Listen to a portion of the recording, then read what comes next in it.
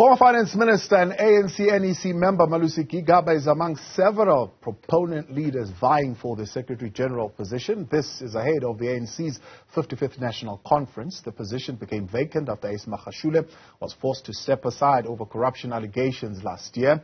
Gigaba has reportedly remarked that the position suited someone who had the ear of the party president. He joins me now in studio to outline what his thoughts are around, of course, the leadership of the ANC. But before we get there, we'll touch on what his thoughts are around his role in cabinet in a span of, close to a decade or so. Good evening. Good to have you with us. Good evening. Thank you very much for inviting me. Maybe as we get into the conversation, let's start here. 3 roles in cabinet: your public enterprises minister, home affairs, a short stint at the finance ministry as well. These are the words that are attributed to you. You'll tell me if they're quoting you correctly. They're saying in one of the interviews you said these words: "If I had known then some of the things that I know now, I would have done things differently." Would you have done things differently? In a number of portfolios, yes, I would.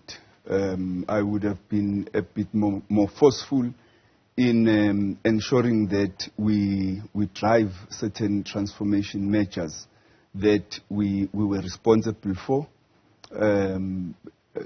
That's first. But we did succeed in a number of ways to introduce significant changes in terms of the governance of SOEs, in terms of introducing procedures with regard to how boards are appointed and for how long people should serve on the boards.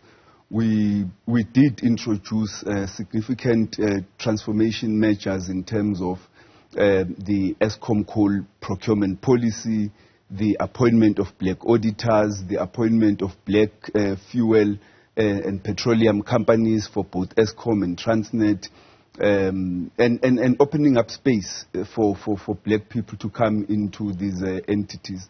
But overall, in terms of all the positions, one would have been more robust in ensuring that certain decisions are taken that were going to enhance the policies of the African National Congress in all of these areas.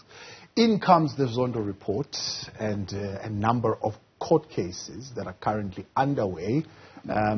Involved in those cases are some of the executives that you appointed to SOEs. Yes. In your time when you were in office. Would you have done things differently? Look, you wouldn't have known, to start with, at the present moment and until they are found guilty, they are pronounced guilty. Nobody is in a position to make any forecast as to whether they are guilty or not. But secondly, you wouldn't have known that at a certain stage they would be accused, or that you yourself would be accused of having done wrongs in one way or the other. Some of the things that we've been accused of, or that I particularly have been accused of, are quite preposterous to mention.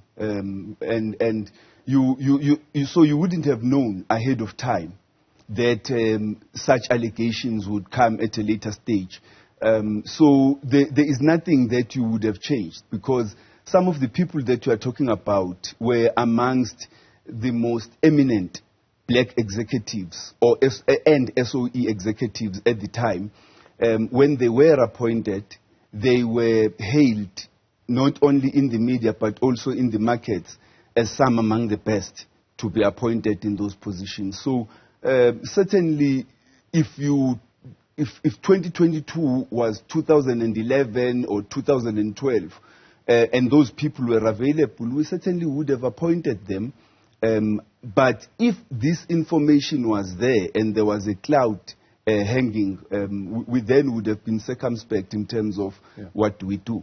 One would say there was already a cloud hanging over the one gentleman you appointed at Transnet, which we are hearing from the Commission is the reason why Lynn Brown was pushed away and you were brought in. And this is what the Commission says. The committee finds that the executive arm of government, represented by 2 former ministers Gigaba and Brown was grossly negligent in carrying out its responsibility as the sole shareholder. On you in particular, says, when you were part of the Public Enterprises Ministry in November 2010 to May 2014, you particularly, Mr. Gigaba, overhauled the ESCOM board, introduced patterns of instability. It's not apparent that the board appointed by Minister Gigaba had been sufficiently vetted in terms of integrity, collective skills and experience to govern ESCOM and execute the fiduciary responsibility. I think the Commission is wholly wrong. And this is the problem with the Zondo Commission, in that, in a way, in some instances, they pursued a political agenda that was completely neglectful of the facts that were provided before them. And because they had this agenda, they had certain people whom they were chasing, they didn't pay attention to the facts that were sitting in front of them. Let's deal with these two areas in particular. With regard to the Transnet issue, the executive that they are talking about, there was no instruction to me. Now, that's what I queried at the Commission. If Minister Brown had been fired on the basis that she did not want to appoint someone as the group chief executive, why is it that, one, I was not given the same instruction? Secondly, the said individual eventually became the group chief executive 2 years after I had left Public Enterprises in 2014.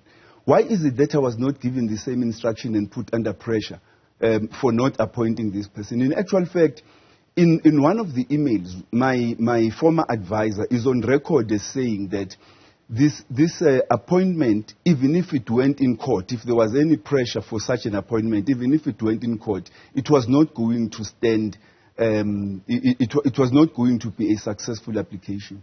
Coming to ESCOM, the boards, before they are appointed, they are vetted by the department, they go through the process of the department, and they're even inducted after they have been appointed. In this regard, we arrived at Public Enterprises when the board of ESCOM had been in office for longer than 6 years. Surely, the Zondo Commission should have arrived at the same conclusion that we arrived at in 2011, that this was a breach of good corporate governance. Nobody should be allowed to serve on a single board for longer than 6 years, for more than two terms. And this is what we came in, this is what we changed. There was no instability we introduced. Some of the people that we retained on that board were people who had been recently appointed into the previous board, but one of the persons whom we replaced, who has come back into the new board, had been on the board of ESCOM for 9 full years, 2 of which years he served as an executive chairman. Now, when we arrived, the CEO at the time was complaining that the said individual was interfering on the board, was interfering with the executive. And so we had to take the decision that we separate the responsibilities of the board, which represents the shareholder, and the responsibilities of the administration. These were very logical and rational decisions which we took. And it's really inaccurate for the Commission, on the one hand, to claim that it's speaking on behalf of good corporate governance, but on the other hand, to advocate for what is bad corporate governance. Yeah. Because if you were to take this to the markets, the investors and creditors of ESCOM would say to you that no, we need a board that is current, a board that is not composed of people who have become traditional leaders on the board. We need a board that is compliant with good corporate governance. Yeah. And that is all that we did. On the 350 recommendations, part of the recommendations is that you be investigated and possibly face criminal prosecution.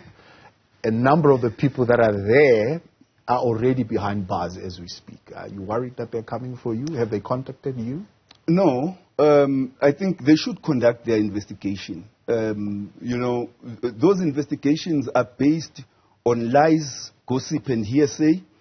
They are based on things which we came to the commission to refute and provided very strong arguments in rebutting. The weakness of the commission, as I have said, was that at one stage it acted as a platform for political witch hunt. So you've got two witnesses who come here and make allegations which you rebut. Not only do you rebut those allegations, they even battle under cross-examination from your attorneys, from my counsel. And the commission's report completely neglects my submissions in terms of my affidavit. It completely neglects my oral representation and completely neglects the inconsistencies in the presentations of the two witnesses who made these allegations. So testimony of witness 3, you're saying it's not credible. It's not credible. You Witness 3... sums of cash, of money. And he says, and listen to this. He says, I never saw you get money. I never saw you carrying the money. I only saw the money in the boot of your car 2 days later. The question then that then should apply in this regard is, who would have put the money 2 days later? And what's the magic of 2 days later? Why not a day later? Why not half a day later? Why not 3 days later? What's the magic with 2 days later? And if you did not see me carry the money, who then would have put the money in the boot of the car? Secondly, witness number 3 had absolutely no access to the principal car. So the claim that he saw this money is absolutely incorrect, because he would not have seen what is in the principal car. But witness number 3, as I know it, his testimony was written at Transnet by executives of Transnet, given to him to sign, and he was offered rewards for that witness. There were many such shenanigans that include the allegations contained in one of the witness statements, who first refused to testify to the commission on the basis that they had written the affidavit for her and she did not want to then continue participating. And the commission actually coerced her to come and testify and provide evidence on an affidavit which the commission wrote for her. So in this instance, as I asked the commission, not only in regard to this, but in regard to other issues which were attributed to other witnesses, which were then found out not to be so, who exactly was making these allegations against me? Was it these witnesses, or was it the commission itself? I still want to insist that all of these questions that I was responding to were fabrications by the commission itself. And that's why, at the end, the commission then says, after spending R1 billion investigating, in terms of the mandate it was given by the president and endorsed by parliament, after spending R1 billion conducting these investigations, because there were several ways that the commission conducted its work. It would receive allegations through an affidavit, at times invite oral evidence, its investigators would investigate, you would submit an affidavit, you would be invited for oral evidence. After all of that, after R1 billion spent, then the commission says, no, investigate more, that Malusi received 2 watches. What 2 watches? Where are they? Who received these 2 watches? Because as far as I'm concerned, I never received such. And it makes allegations, that it makes recommendations that things which really are completely unfounded have got to be investigated. A quick one, so we are pressed for time. I'm not really bothered by this. You're going to review this outcome of the report. You're going to challenge. I've not yet made the determination whether I'm going to do that or not. It contains issues which I find preposterous. It completely neglects my response. It makes you wonder, why is it then that you went to the commission if your responses are going to be neglected and only the allegations made against you are the ones that are being considered? A quick one. Your thinking around why the ANC has failed to impact and influence government policy. It's a number of factors that have influenced that. One of those factors, and probably the most crucial, is the manner in which the ANC is organized at head office level. But the most crucial one is the fact that in 1994, and as a result of the negotiations process, we compromised and agreed that the commanding heights of the economy should remain in the hands of a white male minority. And the consequences of that is that whilst you command the political space, the economy, which plays a primary role in influencing politics and influencing the legislative process, remains in the hands of the people who were avowed opponents of the new democratic system that we have established.